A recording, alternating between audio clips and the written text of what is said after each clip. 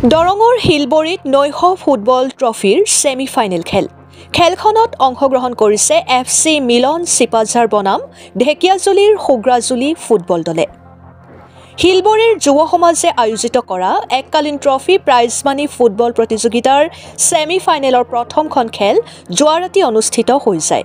ৰাতি 8 বজাৰ পৰা আৰম্ভ হোৱা খেলখনৰ পূৰ্বে শিলবৰীৰ শংকৰদেৱ জাতীয় বিদ্যালয়ৰ ছাত্ৰী আৰু স্কাইলাইন পাব্লিক স্কুলৰ ছাত্ৰীৰ দ্বাৰা নৃত্য গীতৰ প্ৰদৰ্শন কৰা দেখা যায়। প্ৰায় 3 সহস্ৰাধিক দৰ্শকৰ উপস্থিতিত অনুষ্ঠিত হোৱা খেলখনত ঢেকিয়াজুলিৰ সুগ্ৰাজুলি ফুটবল দলে বিপক্ষ দলক 1 গলত পৰাস্ত কৰি ফাইনেলত স্থান সুনিশ্চিত কৰিছে। আজিৰ সন্ধিয়া 7 বজাৰ পৰা আৰম্ভ হ'বলগীয়া দ্বিতীয়খন ছেমি ফাইনেল খেলত অংশগ্ৰহণ কৰিব ওদালগুৰিৰ ভকতপাৰা ফুটবল দল আৰু চিৰাজুলিৰ ডনবস্ক ৱেৰিয়ৰ্ছ দলে। দৰ্শকসকলে কি কয় মন্তব্য আগবঢ়াইছো। মই এতিয়ালৈকে সাপোৰ্ট কৰা নাই, কিন্তু খেল যেনেকুৱা হৈ আছে আমি চিপাঝাৰকে সাপোৰ্ট কৰিব লাগিব।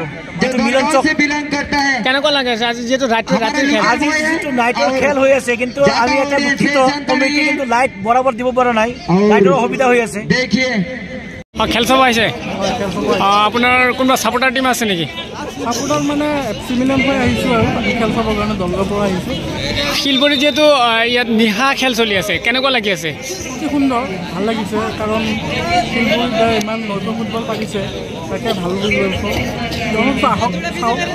বহুত ভাল লাগি আছে। কোনটো টিম সাপোৰ্ট কৰিছে আপুনি? এইটো নাম্বাৰ কি এইটো সুগ্ৰাজুলি